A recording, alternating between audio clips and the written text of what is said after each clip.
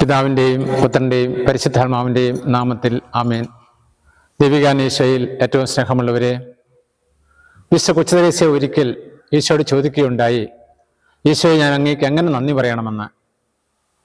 അപ്പോൾ ഈശോ വിശുദ്ധ കൊച്ചുത്രേസ്യയോട് പറഞ്ഞ ഇപ്രകാരമാണ്: വിശുദ്ധ കൊച്ചുത്രേസ്യയെ, നീ എനിക്ക് നന്ദി പറയേണ്ടത് മറ്റ് പ്രവൃത്തികളിലൂടെയല്ല, ഓരോ ബലി അർപ്പിച്ചുകൊണ്ടുമാണ്.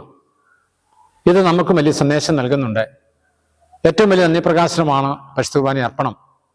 ദൈവത്തിന് കൊടുക്കാവുന്ന ഏറ്റവും വലിയ നന്ദി.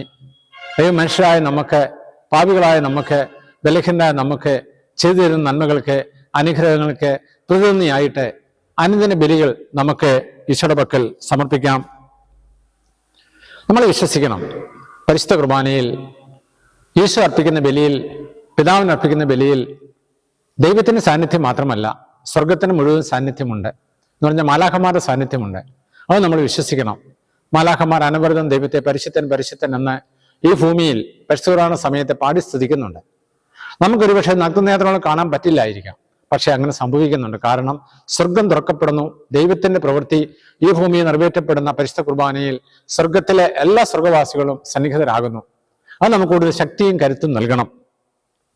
വിശുദ്ധ ജത്രോസ് പറയുന്നുണ്ട്, നമ്മൾ വിശ്വാസത്തോടെ പങ്കെടുക്കുന്ന ഓരോ ബലിയിലും ദൈവം നമ്മുടെ മരണസമയത്ത് തുണയാകുവാൻ ഓരോ വിശുദ്ധരെയും അയക്കുന്നുവെന്ന്.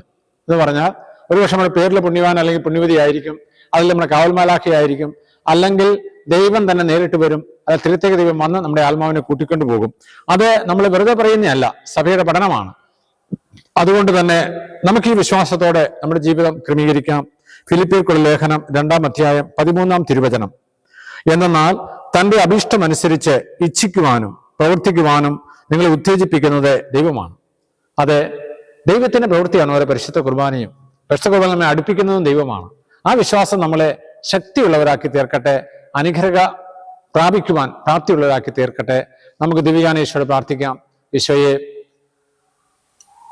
അങ്ങയുടെ ബലിയിൽ ഞങ്ങൾ പങ്കുചേരുമ്പോൾ അത് ഞങ്ങൾക്ക് രക്ഷാകരമായി തീരണം, അനുഗ്രഹദായകമായി തീരണം, ഞങ്ങളുടെ പാപങ്ങൾക്ക് പരിഹാരമായിട്ട് മാറണം, ഞങ്ങളുടെ നന്ദി പ്രകാശമായി മാറണം.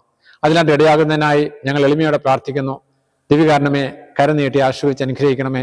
നമ്മുടെ കർത്താവ് ശംസിയുടെ കൃപയും പിതാവായ ദൈവത്തിന്റെ സ്നേഹവും പരിശുദ്ധാത്മാവിന്റെ സംസർഗവും നമ്മൾ എല്ലാവരും കൂടി ഉണ്ടായിരിക്കട്ടെ, എപ്പോഴും എപ്പോഴും എന്നേക്കും. ആമേൻ.